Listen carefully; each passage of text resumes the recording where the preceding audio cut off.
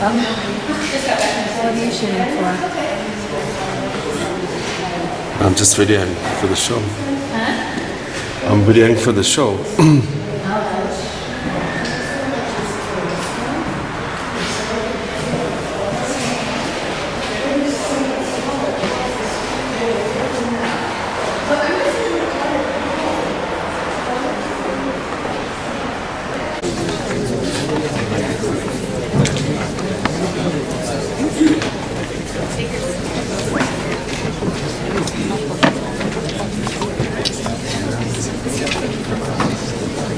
Opening announcement. First of all, Erev Tov. As you probably know, a little bit over a year ago, we helped together with the Levinsky brothers initiate the program and to bring attention to the sad situation on Hazetim. You'll get a report tonight about the progress that has been made since then. But we need more help and we need more people participating in this program. Just to briefly announce, as most of you know, we have our monthly cultural outreach programs. I want to take away time from that, so it's my pleasure and privilege to introduce Menachem Lubinsky, who has been one of the major driving forces behind this program. Menachem.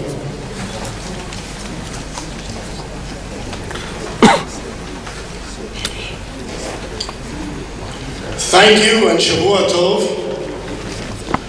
On behalf of the committee to preserve the sanctity of Har Hazetim, the Mount of Olives, I am pleased to welcome you all here this evening. I'd like to thank the great Synagogue for facilitating this meeting and for allowing us to use their facilities to highlight what someone once called a national shame. But what we found is that it is actually a national consensus. Very briefly, the story began when my brother Abe Lubinsky, sitting in Brooklyn, read an editorial of the Jerusalem Post in May 2010 that referred to a report by the state controller Michal Lindenstrauss, in which he detailed the progressive desecration, the abuse, the violence, the decline of one of our holiest treasures, a 3,000-year-old Jewish cemetery that includes the burial ground of our prophets. At that moment, he resolved, this could not be. The Jewish people cannot let this happen. Of course, for him, like for me, this was very personal. Because 27 years ago, we buried our father, a survivor of the Holocaust, who dreamed for nothing else than in the end of days to be interred in Har Hazetim. And we went through intifadas, and we saw progressively how the mountain, how that holy mountain was deteriorating. We saw garbage strewn all over the place. We saw graves broken. We saw donkeys walking on graves. We saw construction workers drop their construction material on graves. How could it be? And Abe said he was going to do something about it, and he created this committee, this international committee, to begin to deal with the issues that need to be resolved. Security, number one. We have taken it for granted that to go to Har Hazetim meant to get someone who came along with you who had a gun. We took it for granted that the broken graves were a part of the landscape of Har Hazetim. How could it be? How could we allow this? As Michal Lindenstrauss pointed out, every administration prior to this one had neglected Har Hazetim. And what about the Jordanians? They promised us in the armistice that they would allow Jews to visit Har Hazetim. But we found out 19 years later, when the IDF liberated Har Hazetim in the 1967 war, why they didn't allow us to go up in Har Hazetim. They were responsible for the largest mass destruction of graves in the history of Jews and perhaps other religions. 75,000 graves were destroyed. The tombstones used for roads and for bathrooms and for urinals. And hotels, of course.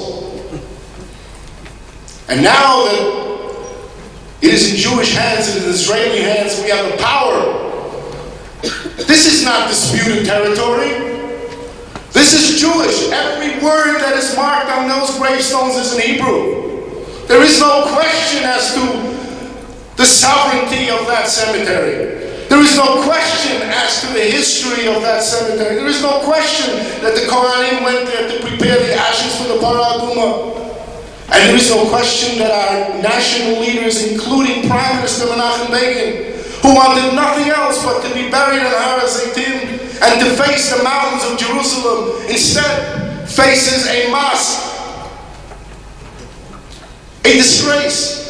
And Abe said, yes, it's personal for me, but it isn't personal. It is a national charge. It is a national challenge. There must be action.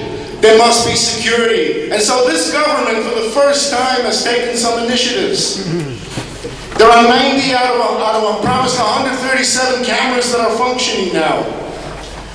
We are waiting with bated breath for the deployment of the police on Har Hazetim, which has been promised to us, and we have been told this week that in 2 weeks' time, the police will be deployed on Har Hazetim. We must secure the access roads.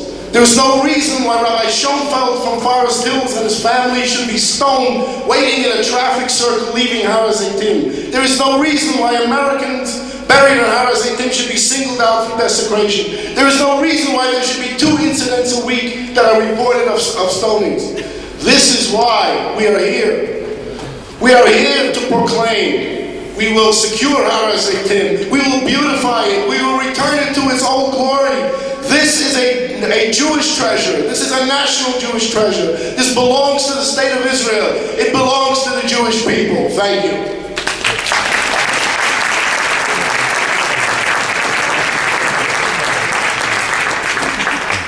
Ladies and gentlemen, it gives me great pleasure to introduce a man who is very much also part of the landscape of the state of Israel.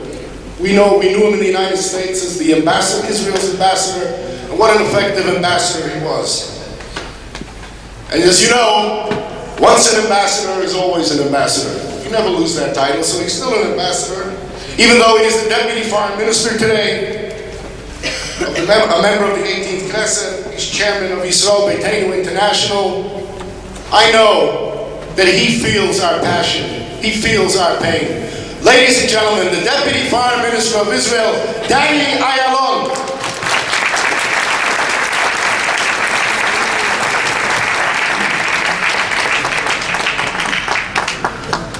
Shavua Tov.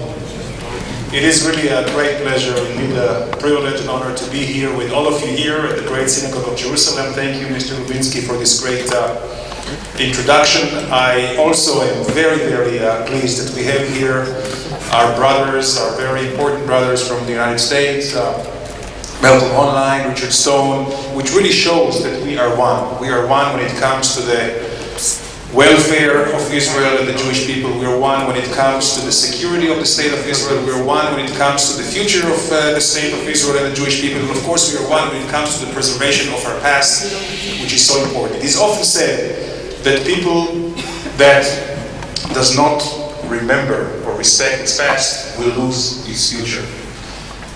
Nobody can say that, even remotely, about the Jewish people. With all the trials and tribulations that we have suffered through the vagaries of history and the very extreme conditions that we had passed, not only we survived, we thrived. And we thrived because we always kept sacred our past, of course our faith, and we had this unbroken sacred alliance between the people of Israel, the Torah of Israel, and Eretz Israel. And although this triangle, this very important triangle, which is really the essence, our life, our destiny, our past, our DNA, although it was broken for too long, for 2,000 years it was broken, spiritually it has never been broken. And just as we have been forlorn in four corners of the world for 2,000 years, there was one thing that kept us, which was our faith, was our solidarity between our Jewish communities all over, and it was Jerusalem. Next year in Jerusalem, it was Jerusalem that kept us as a people in the most adverse conditions for more than 2,000 years. So I think now, when we are back rightfully in our land, it is time for us to pay in kind, and that is to guard Jerusalem. And this is why I think I'm speaking here, not coalition or opposition, not right or not left. I speak here for the entire people of Israel. Jerusalem, our eternal city, will always be under Israeli sovereignty. Hold Jerusalem undivided for eternity.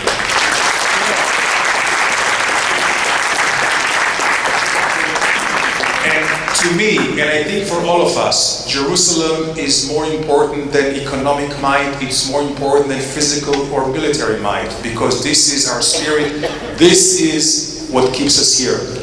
And I'll tell you something else, it's not only obvious to us, unfortunately it is also very obvious to our enemies, to our adversaries. And this is why it is the Palestinians or other extreme Islamists who want to erase any sign of Jewish history in Jerusalem, any preservation of Jewish artifacts, archaeology, certainly sacred places, certainly cemeteries. And this is something which makes the conflict between us and the Palestinians not a territorial conflict. It's not a territorial conflict. Had it been a territorial conflict, it would have been solved long ago. And here I don't have to recite the history about the partition plans, about all the far-reaching concessions that successive Israeli leaderships and Israeli governments made. Some of them were not to my liking. I think they were a great mistake. But, luckily or not luckily, they were not accepted. I remember one, which is the most conspicuous example to me why this conflict is not territorial, was in Camp David. Camp David 2000. If you recall, former Prime Minister Barak came to Camp David, chaired by then President Clinton, and Arafat represented then the Palestinians. And Mr. Barak not only surprised Mr. Clinton and the Palestinian delegation, he also surprised his own people of the Israeli delegation by making an offer which was to divide Jerusalem.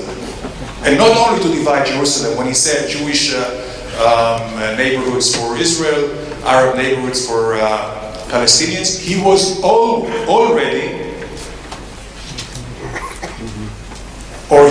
ready to divide sovereignty of Har HaBayit, which is the holiest of the whole. This is what makes us what we are. Without this, we are no people. Without this, we have no future. Without this, we have no pride or honor. He was willing to do that. He was willing to do that because, according to his philosophy, he believed this compromise would put the conflict to rest.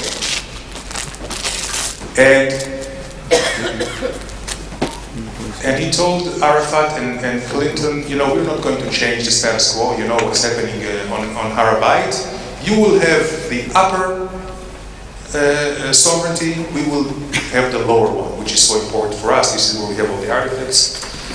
Arafat said flatly no. And what was his excuse? He said, there was never any Jewish presence in Har HaBayit, not in Jerusalem. It has always been Muslim. What are you talking about? You're out of there. Even Mr. Clinton, and all you have to do is read his book, and I heard it from him personally, Mr. Clinton, which was then the president, became red in the face, turned into Arafat and told him, Mr. Arafat, are you telling me that my history books are wrong, that my Bible is wrong, that all my belief is wrong? So let me tell you, Mr. Arafat, when my Savior, the Christian Savior, was a Jewish rabbi, I believe, was walking in the streets of Jerusalem 2,000 years ago, he didn't see one mosque, no minarets. He only saw the synagogue or the Temple Mount, and the Jewish temple, the second temple. So, because Arafat said what he said, and he's not alone by saying that. There is a constant campaign of delegitimization, of trying to erase off any connections, sever any connections between the Jewish people and the Jewish land. By the way, it's not new. It was already Adrianus. Why is the name Palestina? You know, the Palestinians so much cling to. Palestina is not even an Arab or a Muslim name. Palestina is a Roman name, which was given in the 3rd century when the Romans tried to sever any connection between the Jewish people and their land. By the way, Jerusalem here, as you know, was also named a different name in order to erase the name Jerusalem, but this didn't stick. Ilia Capitolina didn't stick. Palestina stuck because the Romans were the ones who drawing the maps, and that was how it was kept until today. But the fact of the matter is that if we do not keep Jerusalem strong and keep the heritage strong, then our whole position here is compromised. Not just political, but also moral. And this is why it is so important for all of us. And again, it is so important that we have here Malcolm and Richard, because Jerusalem is not just an issue of the Israeli Jews. It's an issue of all Jews all over the land. And I can tell you, for this government, and I believe for governments in the future, we will never ever let anybody compromise Jerusalem, its importance, and its being supreme among all Israeli and Jewish cities and Israeli and Jewish matters. And we come to Jerusalem and we talk about Jerusalem's future. Of course, we must build upon its past. And when we talk about its past, Har Hazetim, the cemetery in Har Hazetim, is one of the most sacred places. This is where we are so much connected. I must tell you here that I also have a personal connection with the Har Hazetim, not just a national one, because my great-grandparents, Mordechai and Perla Sigalo, are buried there.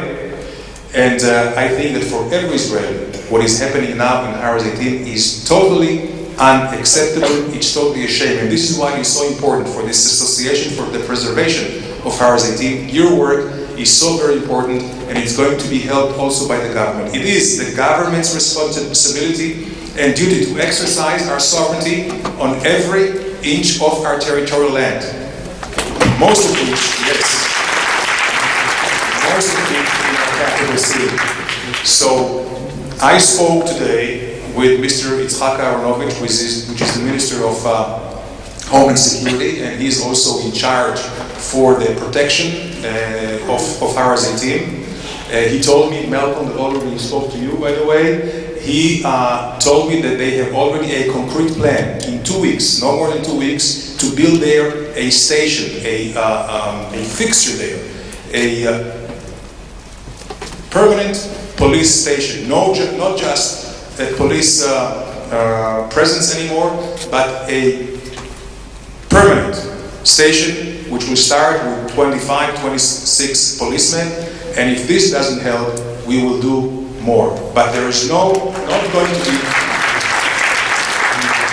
any more to see that, first of all, the graves are not protected and honored, or that people who come and visit the cemetery are not protected and honored. I think this is our sacred oath to ourselves and to the future. And again, it is a great pleasure to see all of you here. And when we see such great interest on cemeteries and graves, some of them are 3,000 years old, we know that there's no people like the Jewish people in understanding, in honoring the past, in building a future. And just let me finish with a semi-political observation. We will make peace with all our adversaries when they will stop the ideological warfare, when they will stop denying our future, when they will stop trying erasing our past, as they are trying to do on Hazetim. We will have peace with them when they will understand that we are here at our homeland, and we are willing. We're willing to live in peace with all the neighbors. Our hand is extended in peace, and our hand is not empty. We can help them a lot in meeting the challenges of the future here in the Middle East and beyond. But peace will come only from recognition that we are the Jewish state. Nobody's doing us any favor by recognizing us as a Jewish state. This is what we are. Just as we are willing to respect somebody else's right for self-determination, they have to allow us the decency of respecting our right for self-determination. And we are Jewish, democratic state. This is what we have been. This is what we will always be. When they understand that, all the other issues will be secondary. And until and unless they are willing to make the necessary adjustments and compromises, we are here, and Lo Alman Israel, we will continue to defend ourselves by ourselves. We're going to preserve this right and capability to defend ourselves by ourselves, and we will continue to develop and build our future here as we have been, and we can be very proud of what we have achieved, and we can be also very optimistic about the future. Thank you very much.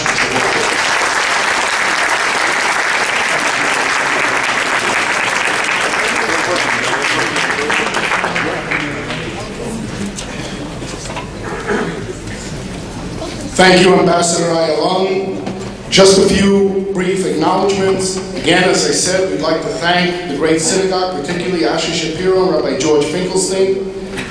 Harvey Schwartz, who is the chairman of our Israeli section of the committee, who is in the United States tending to his wife's recovery. Thank God she's doing much better. Jeff Dalby, who has been an inspirational part of our efforts here in Israel. And then in the Prime Minister's office, he's no longer there, but it started with Eyal Gabay, who was the Chief of Staff, Michal Frank, Sarit Goldstein, and Rivka Kidron.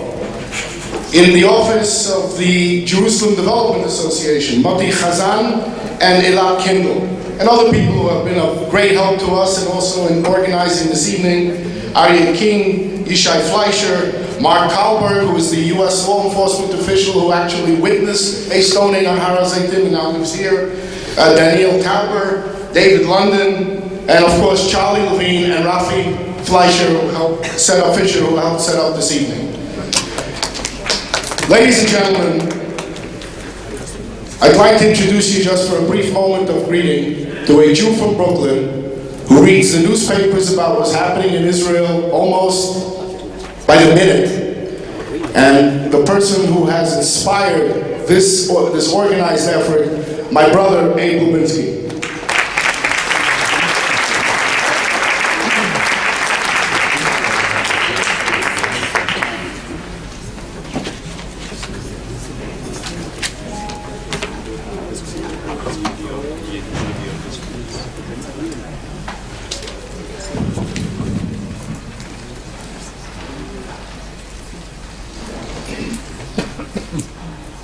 Thank you, Menachem, and Shavua Tov to all of you, ladies and gentlemen. It's a great pleasure to see all of you come and have participate on this very important issue.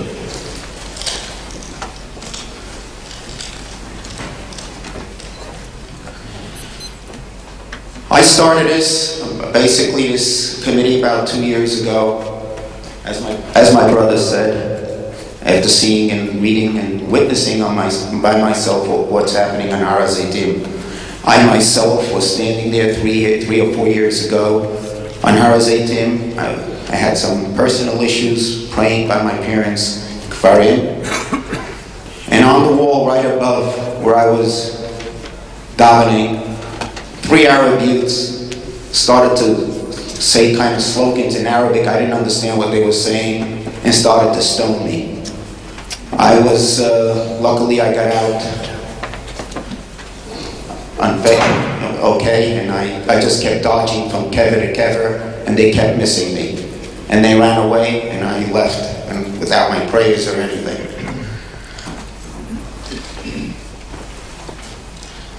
Ladies and gentlemen, we are talking about a cemetery that has so much wealth on it. There isn't another place in all of Israel and all the world that possesses so much history on it, dating back 3,000 years.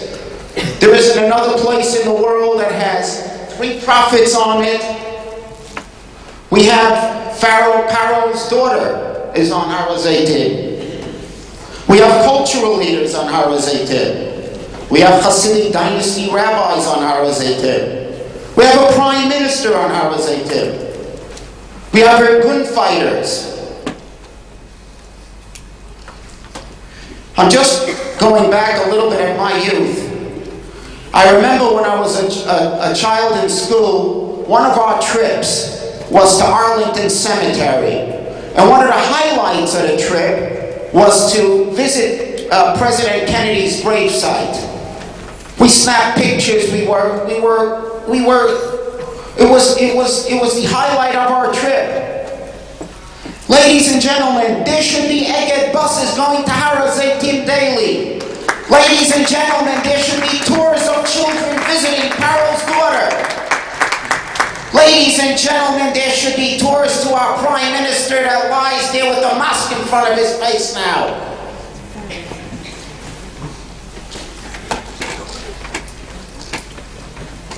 Ladies and gentlemen, Hazetim has survived the Greeks. It has survived the Romans. It has survived Richard the Lion-Hearted from England. It has survived the Spanish, the Moors in the 1400s. It has survived the Ottomans, Turks. And I just found out tonight the Germans in the 1800s were even in control of Jerusalem for a certain amount of time. It survived the British from 1917 to 1948. But in 1948, but in this modern Israel, we couldn't hold on to it. Hazetim lies in shame, with garbage all over the place, and the hatred that you see, the way the Arabs break the tombstones. It's not just hatred. It's like Danny Ayalon had said. They want to erase our past. You see, they want to erase every bit of that stone. In my father's chelka, in his part, some Arab workers were fixing the wall. Guess what they put into that wall? There were pieces of headstones, of gravestones in the wall, because they wanted to bury it and they wanted to erase it. Ladies and gentlemen, one of the Knesset members told me, he says to me, "Hey, we're all in this with you. There isn't anybody in Israel that will be against your efforts." He says, "Abe, you know what happened? I'll tell you what happened. It just ran below the radar gun." And they thanked me and they said, "Abe, you're just bringing it into the sights again." And they said, "Abe, thank you for what you're doing. It's not that anyone here, there's no one in Israel that will be against this. We're all with it. We're all together in this. We all want to see it rebuilt. We want to see the Egged buses and the tourism visit this holy site." It just missed the radar site. It just missed the radar. And with this, I wasn't on any program to speak here tonight, and my brother that's chairing the evening, I just want to say thank you to all of you that have the heart in this with us over here, and let us all work together on rebuilding this beautiful ancient site. Thank you very much for coming.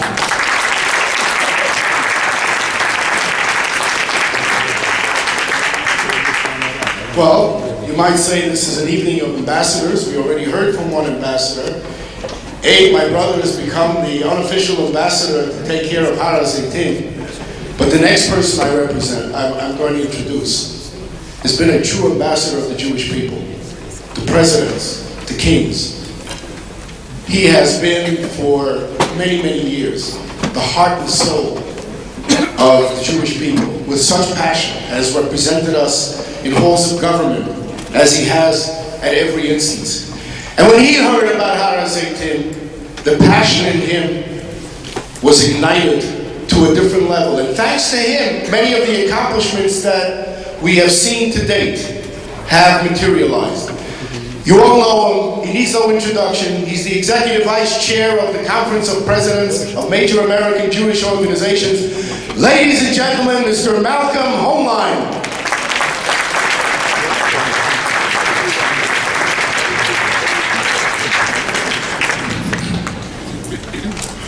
Thank you.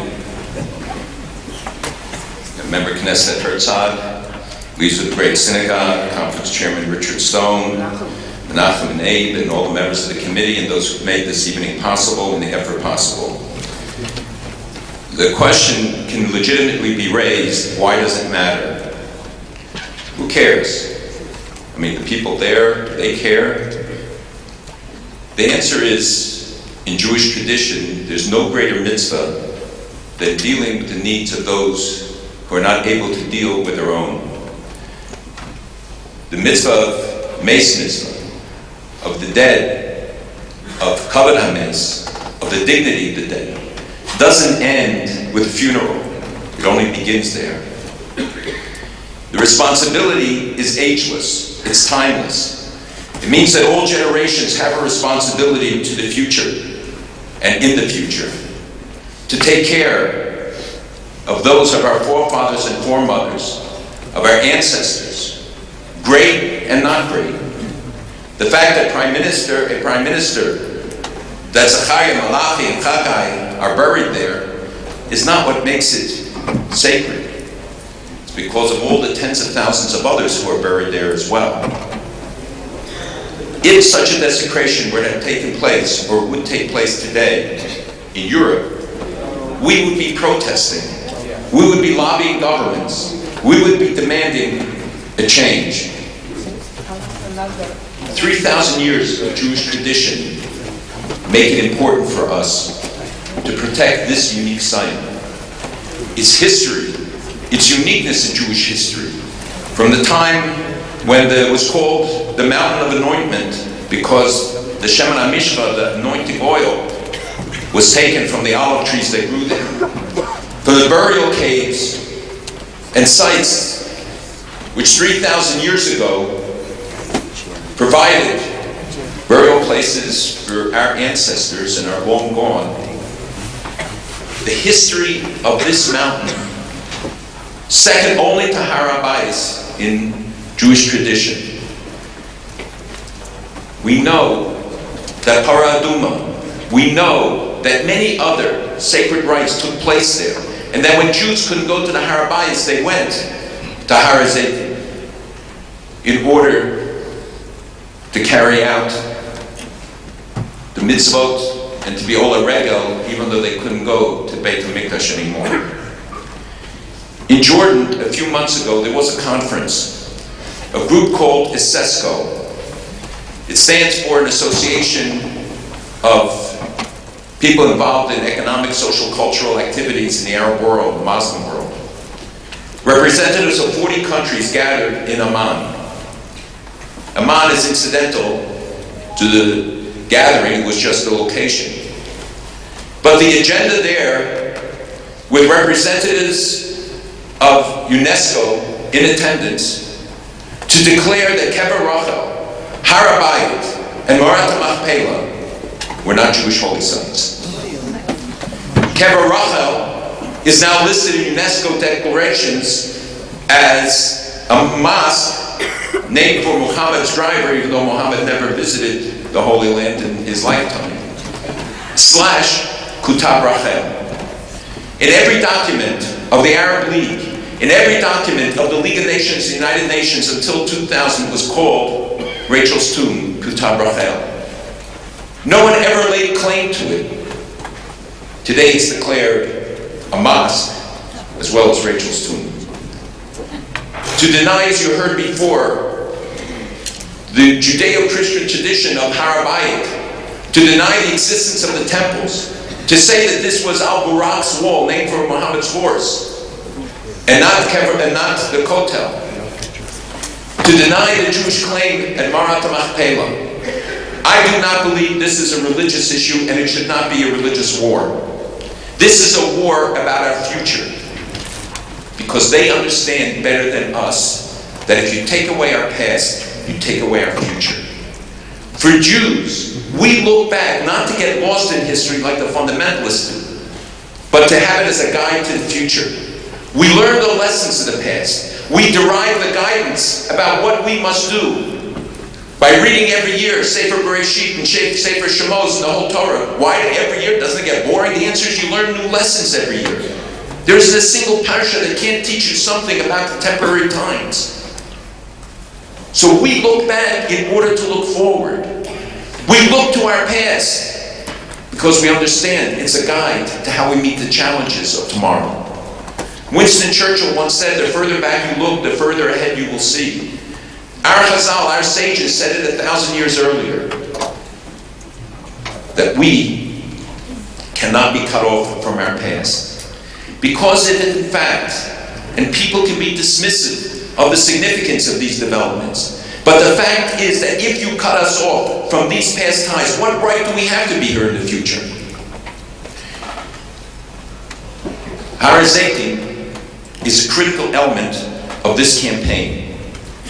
It's a campaign to deny us our past, to deny us our roots, to deny us our history. Hazetim's history is the history of Jerusalem, the history of Israel, the history of the Jewish people. It can never be severed from us. It must never be severed from us.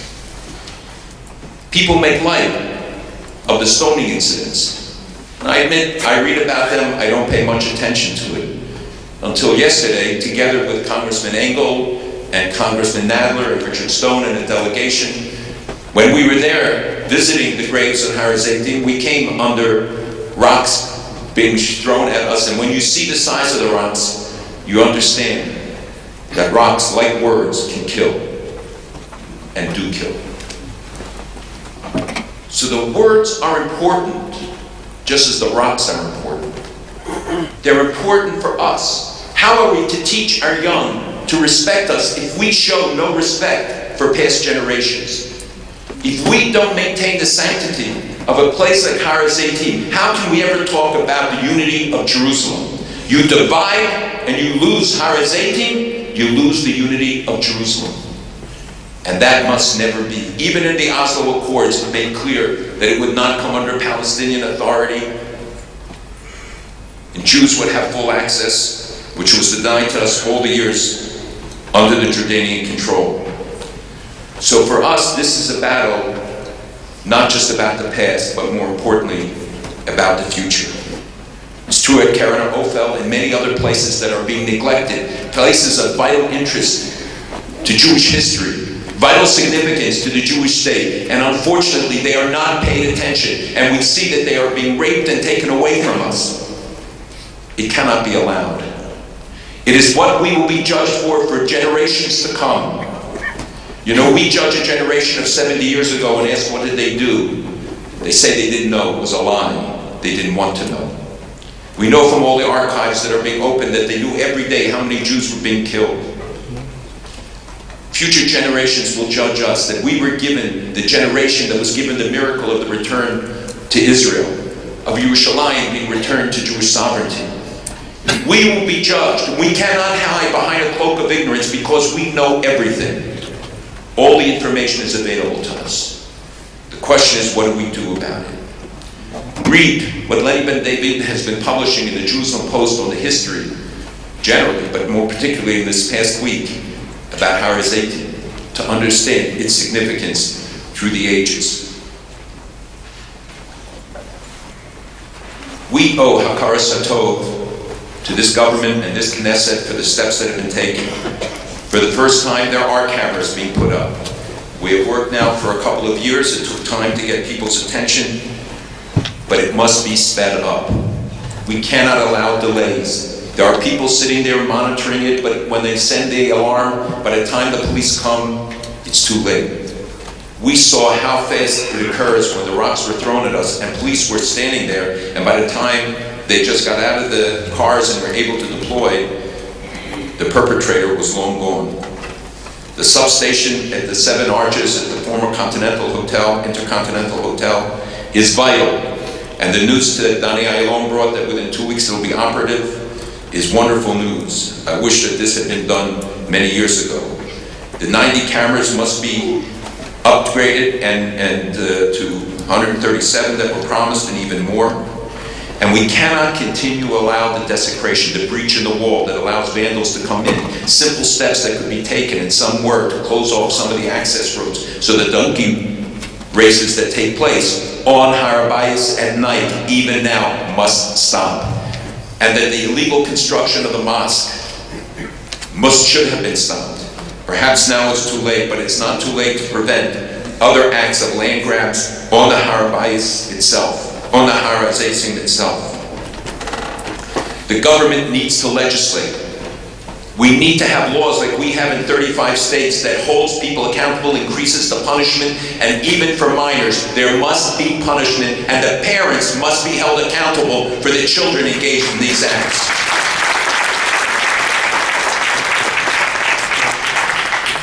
This is not a political issue, as I said. This is much more serious. And we should not fight it over others, but over our responsibility. You know, Martin Luther King once said, we will not be judged by the attacks of our enemies, but by the silence of our friends.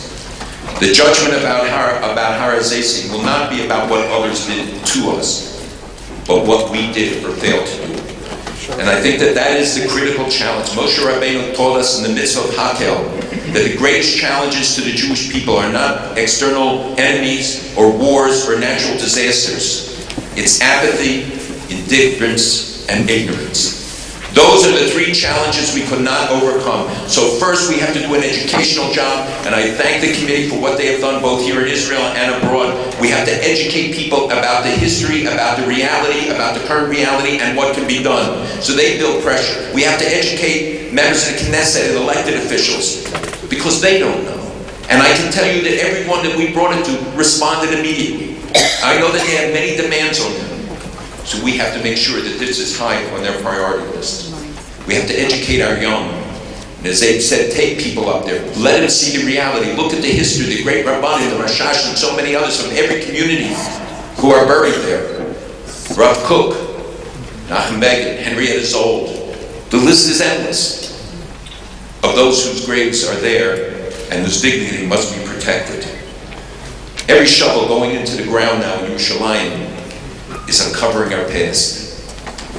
Why was it that this generation, of all generations, was given this privilege, that we would see Yerushalayim uncovered, that you can go from Mei Shiloh to the Kotel underground, that you see where people were Ola Regel, you can walk the same walk, you can see the same things, we're seeing discoveries, like the little rock with the picture of the menorah for the first time that we see an eyewitness account, or the little gold bell that hung on the bottom of a gown, perhaps of a Kohen Gadol or a Kohen, as he walked over into the Beit HaMikdash.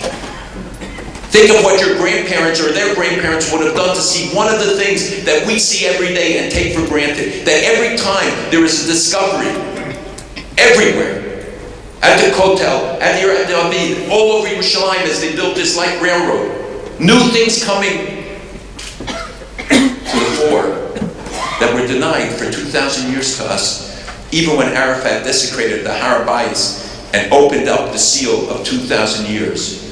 That all the bones that were found, not one non-kosher bone, that all this stuff still sitting in the Jerusalem forests that they're going through, the hundreds of tons of debris that has yielded so much, including a silver coin with the name Eliyahu on it, and the burn marks from the destruction of the temple.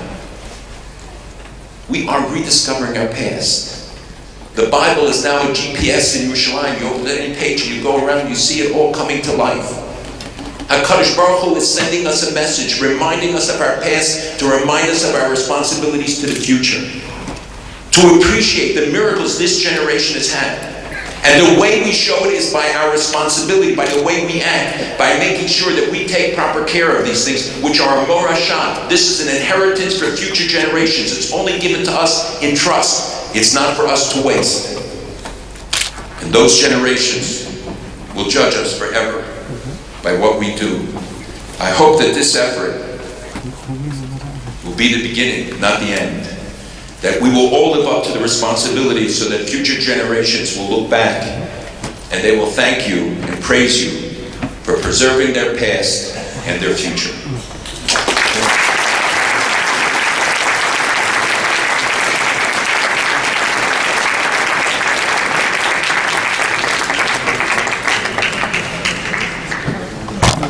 Ladies and gentlemen, what a surprise. You're on the way to the airport, but they wanted to stop by here to express their solidarity. As you heard, they themselves were a victim last Friday. They are two of the most effective congressmen representing New York State and the country, and certainly for the state of Israel. It gives me great pleasure to introduce first Congressman Elliot Engel and then Congressman Gerald Nadler. Congressman.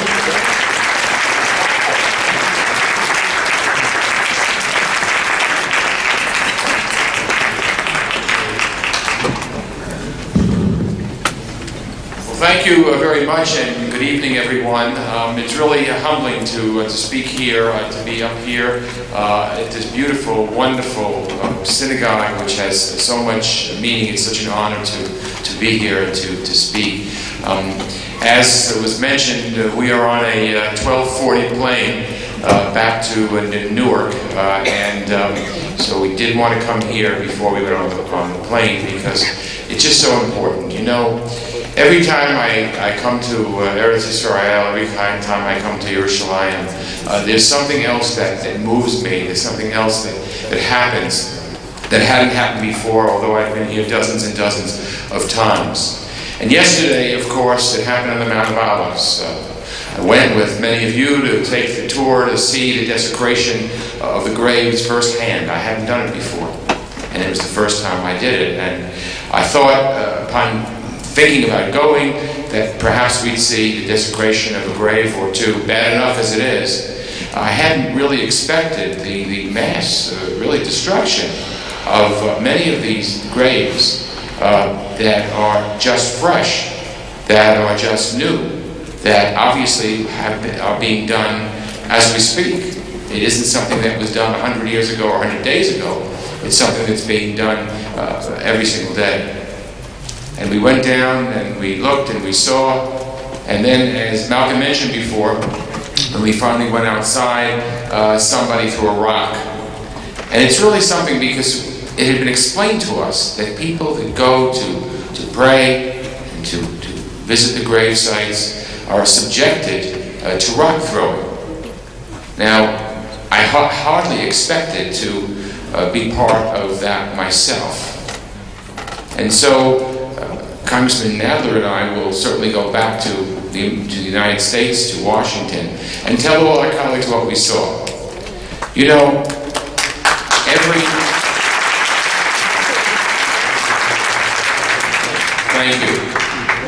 every faith, I believe, has a right to honor its dead. As Jews, we honor the dead, and we're also very concerned about the living. And so it would be bad enough to have a desecration of any synagogue. You know, when it happens in New York or California or any place around the world, it's bad enough. But to happen right here in Yerushalayim, in the most holiest of Jewish cemeteries, is simply not acceptable. And I just want to assure you that I will not rest until this is taken care of. I won't stop until the perpetrators are caught and prosecuted. I won't stop until there's enough security there so that graves can no longer be desecrated, that people know that when their loved ones are buried there, they're to be honored, not have their graves desecrated. And particularly in Jerusalem, in the holiest site, holiest grave site, this is not something that will stand. So I really came here to thank all of you, because it's so important that we do this together. It's so important that we lend our voices to your voices. It's so important that we stand up for what's right. Because just the way I stand up for the state of Israel and for support of the Jewish state, let's remember, this is the Jewish homeland, and we are in the state of the Jewish people. I don't care who recognizes it or who doesn't recognize it. We know what we are. And we will respect the Jewish state, and we will respect those who have departed, and we will ensure, by working together, that these graves are desecrated no more. Am Yisrael Echad. Thank you.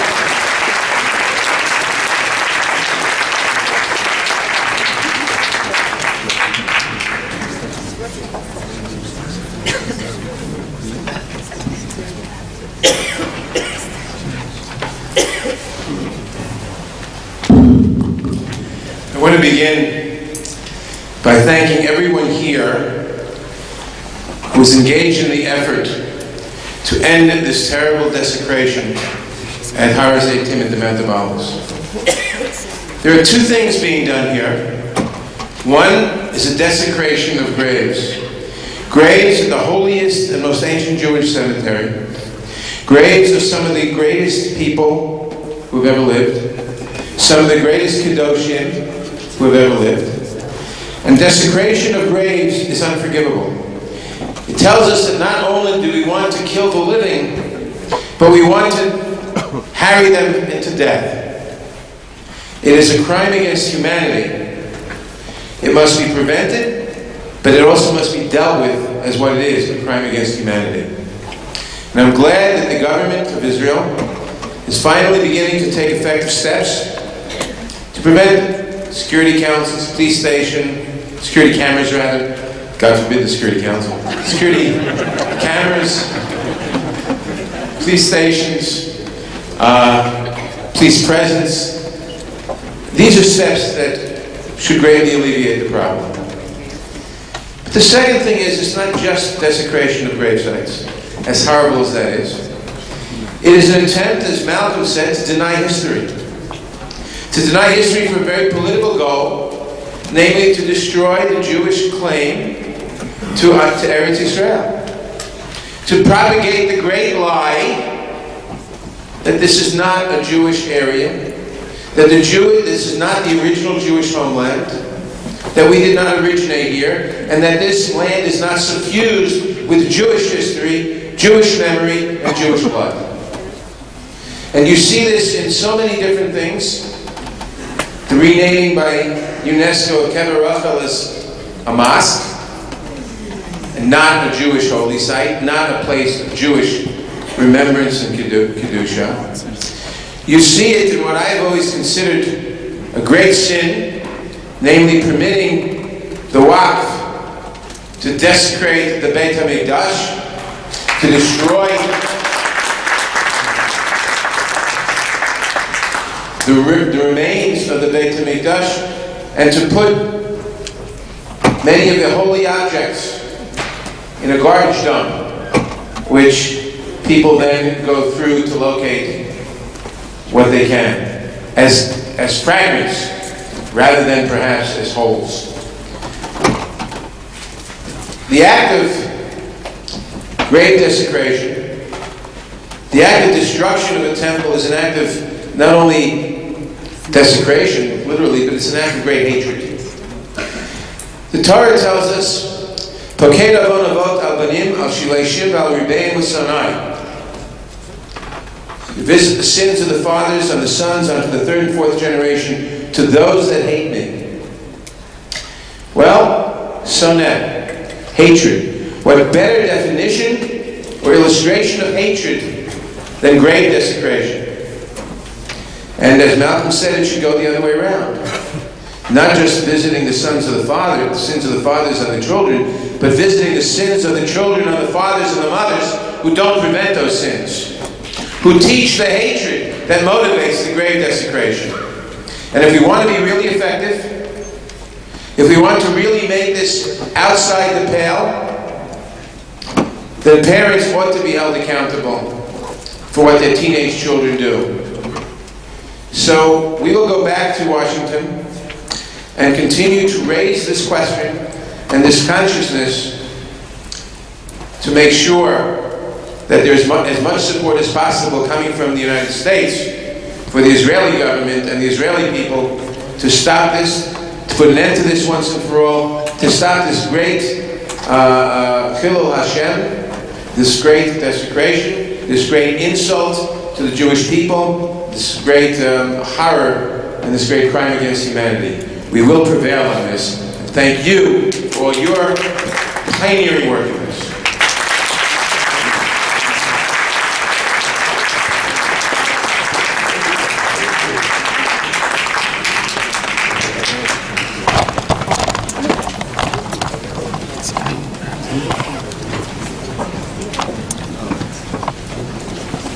I'd like to remind you there are some people that are circulating and giving out cards. This way you'll be able to stay in the loop.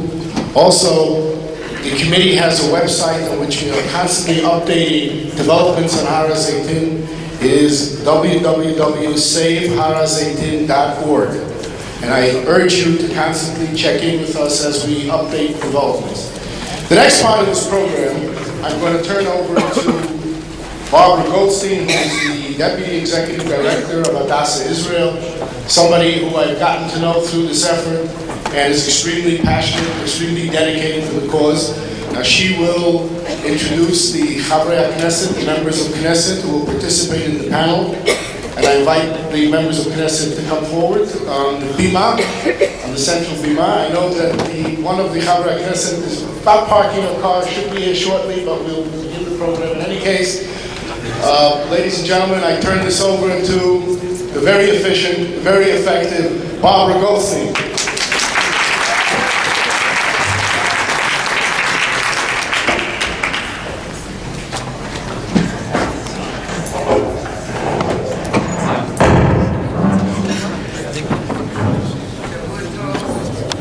Welcome, and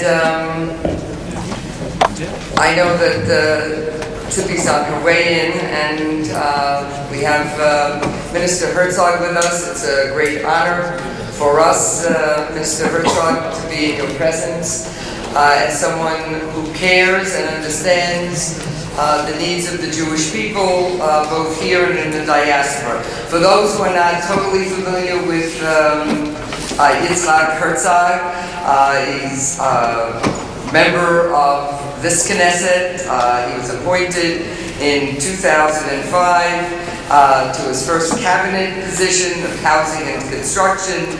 In May 2006 as the Minister of Tourism, which is very connected to this very issue of Har HaZeitim.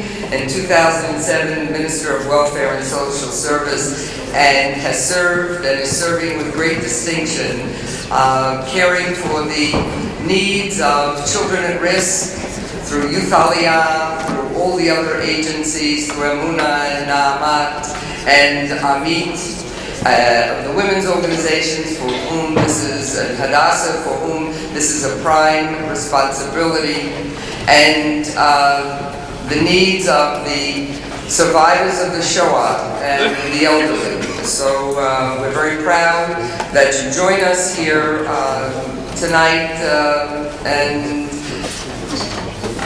give us your message before questions. Clarify some points. I'm not the minister anymore.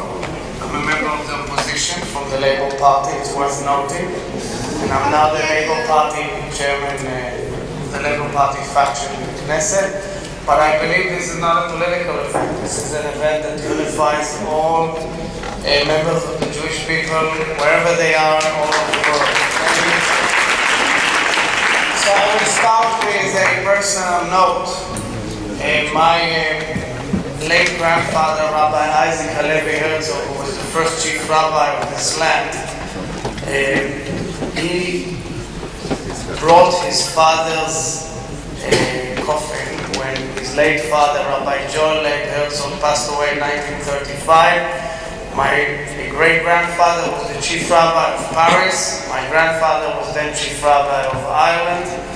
And they came here. That was the first time that my father, Chaim Herzog, set foot as an adolescent in the Holy Land, who later became the president of the State of Israel.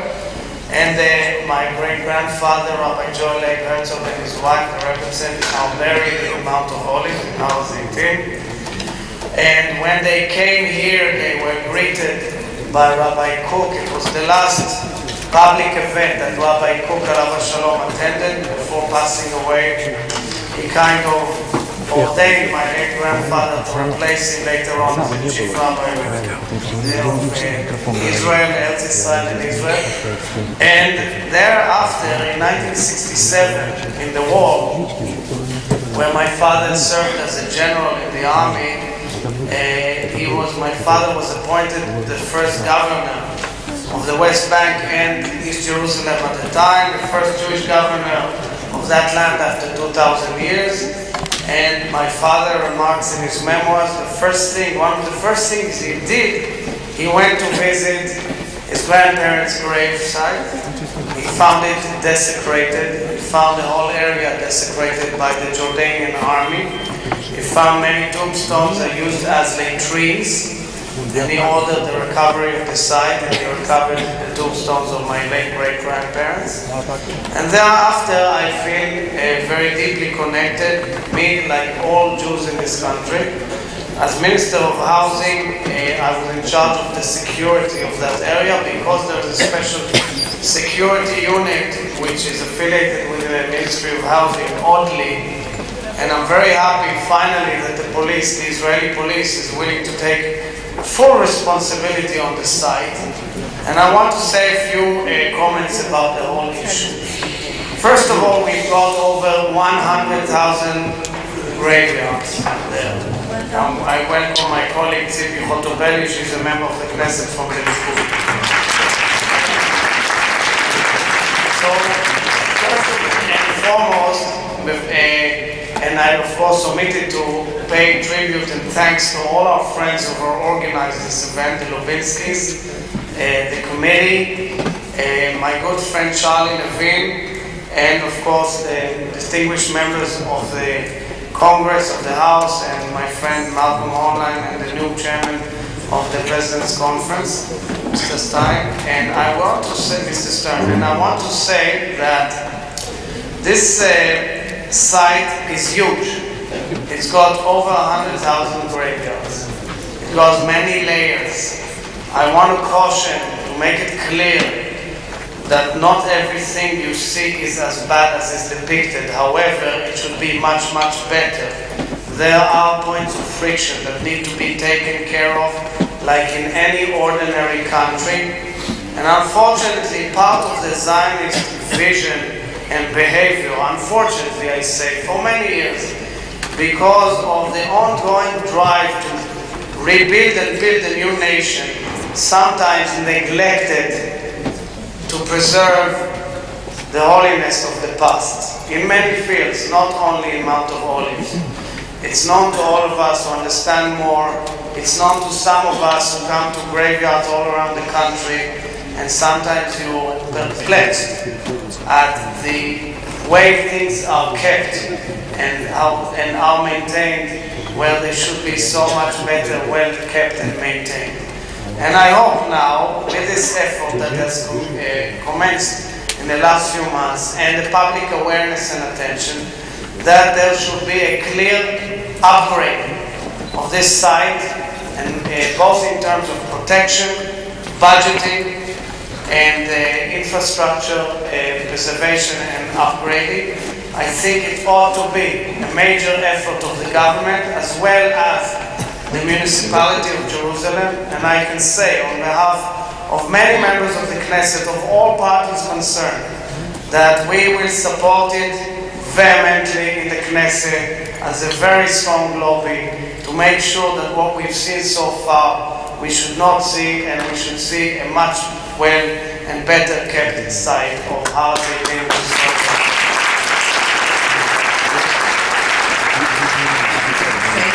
I'd like to introduce Tzipi Chotobeli, the youngest, is he still the youngest member of the Knesset? Okay, very nice. And is the chair of the, as mentioned, she represents Likud, and is the chair of the Committee for the Advancement of the Status of Women. One of her great priorities is not only of the education of women and forwarding of women in all fields of life, but her concern for Yerushalayim and to make Jerusalem a great metropolitan city, all-inclusive and accessible to all people who come through here. And I'd like to introduce her, give her a warm welcome to the Great Synagogue.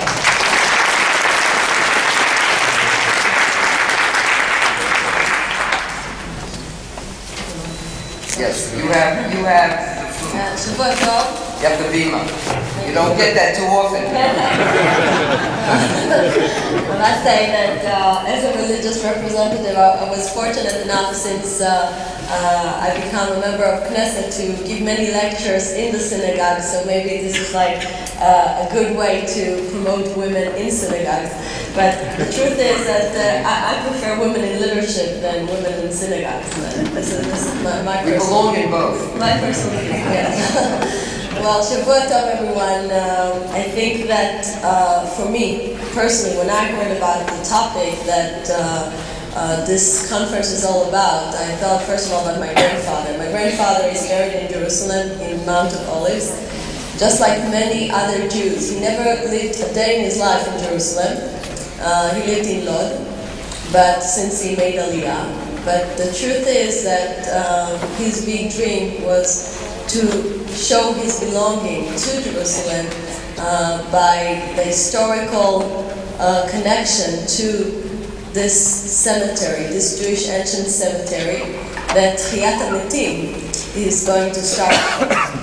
And when I see those generations and generations that are buried there, we're going to be there this coming Monday in the Memorial Day of our Prime Minister Menachem Begin, that he's buried there from his will to be part of the nation, not be distinct from the people, but be part of the people like he felt through the years that he was a Prime Minister. I think every Jew has some deep sentiment to this place. But the truth is that this is just a symptom. The fact that we're speaking about Mount of Olives is, for me, dealing with the symptom and not with the deep disease. And we need to speak about the deep disease, not to just mention the symptom. I'm very happy that my colleague, Buji Herzog, mentioned that the police is going to enforce its power and we'll see less violence in this area. But we must remember how we got to the point where such important Jewish place is not part of our sovereignty, and I think this is what it's all about. It's all about the way we treat east side of Jerusalem. And unfortunately, for too many years,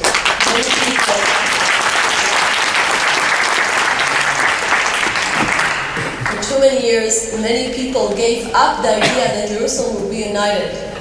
And as part of the peace illusions, many people saw this side of Jerusalem as this. Well, I'm going to say it. Jerusalem will stay and remain united, and now you can clap.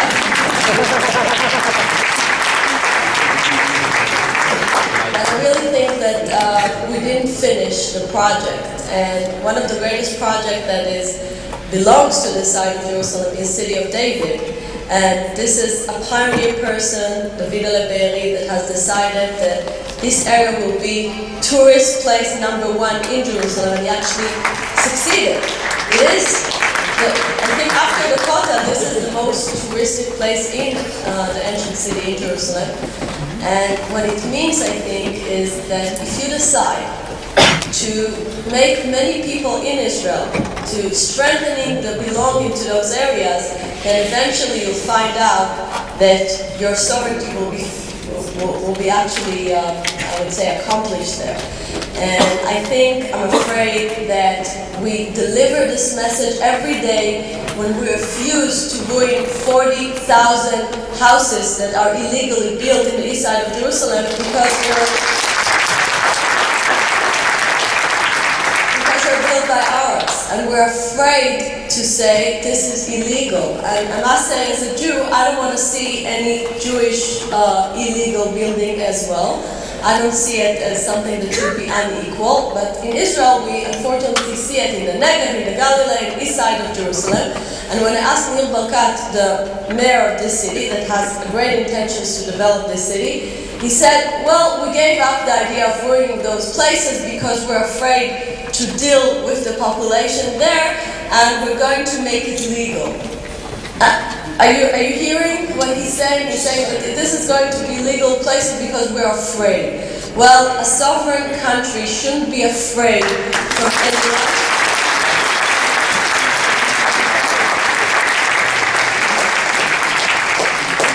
This is why I think that if we want to extend, if we want to really protect the ancient cemetery, of course we need to ask the police to be more strong there, and we need to make sure that the place will be kept. And I know that in the United States you have over 30 states that put people in prison when they, if they hurt tombs. Yes, and vandalism like we saw. But I think we really need to take care of strengthening our power in east side of Jerusalem, building and feeling belonging there. And I think more than that, we need to strengthen living in Jerusalem, not just,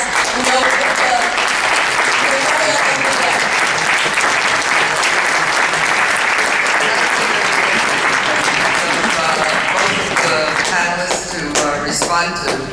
In this audience, Yitzhak Herzog is also, it's very important for them to know that you went to Ramaz. Okay? He didn't go to the Yeshiva Flatbush, but he went to Ramaz. That we're a group here of proud, for the most part, very proud Israelis and Americans. We understand the American system of government very well. We know that you do, that you heard from Congressman Nadler and Congressman Engel of what they're going to do when they go back. What role do you see that you can play with the Knesset? First of all, there's a very strong lobby in the Knesset, as you can see, all too well. It requires pressing the government by way of motions, hearings, and meetings. And that happens and that works. The fact of the matter is that if we put it on the top priority agenda, it will be moved up the agenda. And let's explain how it works. It's very simple to come here and say beautiful words to you and you all clap. But test it a year from now, I suggest, before we all promise you promises that are in the vein. What we really need to do is take some objective targets related to Mount of Olives and not to all sorts of great solutions of other conflicts, and try to boil it down to specific issues related to Hazetim. That's the whole conveyed here tonight. Now, the way it works is that there are so many issues at the plate of the decision makers and doers that what is urgent always takes priority before what is somewhat less urgent. And the problem was that Hazetim as a site, Yoshvei Duma, is not a site of the living, and therefore, as I told you originally in my opening remarks, those who take the help and manage the country don't put it as their top priority. They may put other sites, such as Tzippi Chotobeli mentioning Ir David. We can discuss Ir David, but the event tonight has to deal with Mount of Olives. And if you want to put Ir David as a top priority, let's talk about Ir David. But as we decide that we need to make a priority for Mount of Olives, let's work on Mount of Olives. And Mount of Olives hasn't been on the priority and on the radar screen, and Malcolm Online said it beautifully. I can tell you that as former Minister for Diaspora Affairs and Combating Anti-Semitism, there was a standing order for every embassy of Israel around the world that wherever there is even a plan to desecrate or hurt a Jewish cemetery, even as a real estate rezoning plan, the Israeli embassy would protest and raise the issue vehemently with the hosting government. But unfortunately, it never happened here.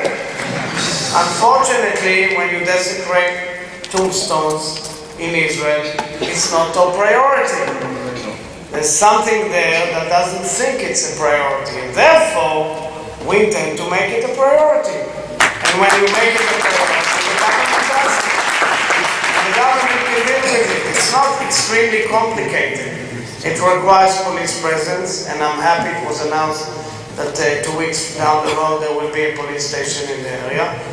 It requires much more security and beefing up and maintenance, including by the municipality, and getting all the Chevra Kadishas together who have some money, thank God, as you all know too well, and investing in the place.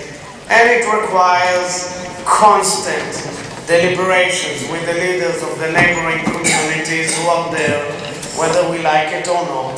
Today, 350,000 Muslims in that area. And it requires making sure that there is arrest and supervision and construction and infrastructure and all the things. And Mr. Lubinsky mentioned Eged is right as well. But there was never kind of a joint effort by steering committee that would take it as a task and objective and do it. And I have surprises for you that when the Israeli leadership and government decide that there is an objective that things need to be done, they can reach the goal. They know how to reach the objective and do it if they want to, and this needs to become a top priority.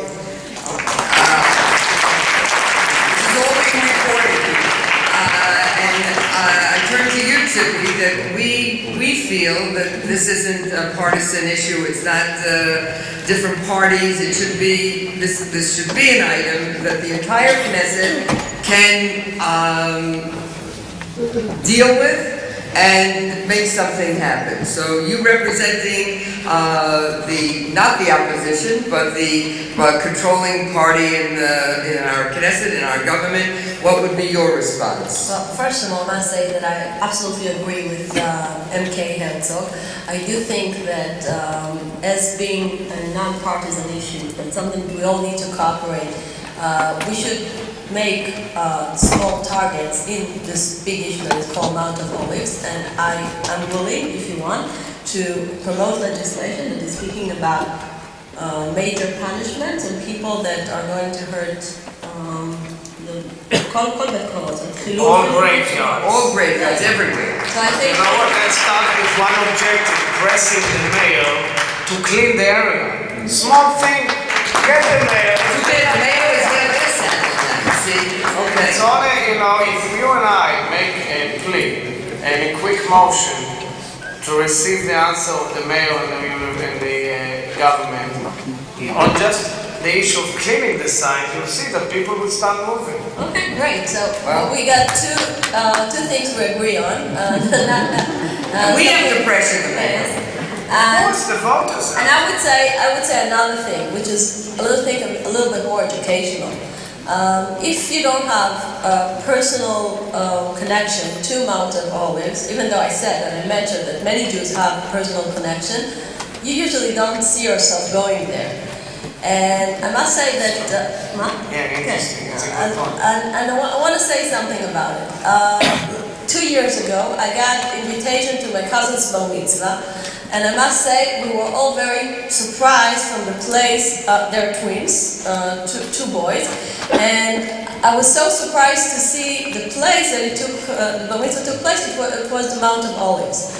And, we were making a whole laugh of it to make a bar mitzvah in a cemetery. But after we finished making a laugh out of it, we realized how much it has a deep educational idea around it. The two parents of the bar mitzvah boys are educators, and they've decided to give them a project to research the place and to find all the big and famous people that are buried in this area. So we as guests, we got an organized tour from two bar mitzvah boys about Shai Agnon, about the Ramban, about Orach Chaim, about Harav Kook and Harav Tzvi Yehuda Kook, about Menachem Begin, about Eliezer ben Yehuda, about Uri Tzvi Greenberg, about Israel Eldad, about all those wonderful people that are part of our nation, and they're all buried in Mount of Olives. And I think that for many years, the place that you took organized tour is Mount Herzl. This is where you have Gdolei Ha'umah buried, and this is the place where you feel connected. And I think in many ways, Mount of Olives can be also a place that you can tour and learn about the big people of the nation. Thank you. And as the chair of the status of women, Henrietta Zoll as well. Absolutely. And I want to say that we have a responsibility also. That's what government is about. That all of us represent all kinds of organizations who bring groups to Israel. I am very proud of the fact that every Hadassah mission to Israel, and we've had 20,000 people, men and women coming and our Young Judea Youth Movement over these last 12 years, every group visits the Mount of Olives. And what do we see there? Every Christian group makes a pilgrimage to the Mount of Olives. That's our challenge here. That's not just the government enforcing the laws. It's us, each one of us, making sure that every one of the groups we know is coming, every one of the conventions, every one of the federations, wherever it is, that we come and visit. Now there's the meeting of the Jewish Agency, the Board of Governors, to be every group. That's our challenge. And on behalf of the Jewish people, as citizens of Israel and of the Jewish people, we appreciate your participation. We are grateful to the brothers Lubinsky for really conveying the passion to all of us, to each of us. No, there are no questions, I'm sorry.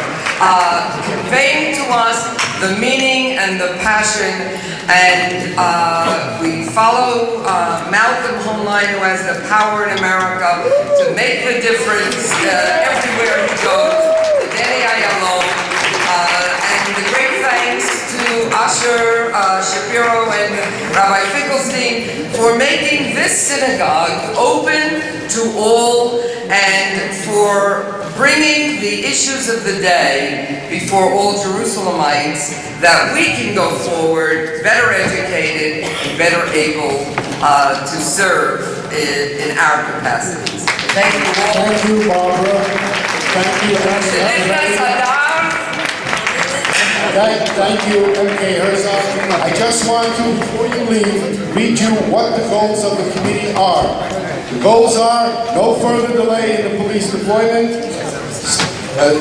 completing the camera project, continuation of the restoration of graves, closing of the breaches in the wall, ending the use of Hazetim as a superhighway for the local residents, signage all over the place so we know where these big people are buried, the beautification of the mountain, and yes, finally, legislation that will mandate stiff sentences for anyone that perpetrates a crime on a cemetery or an access to a cemetery.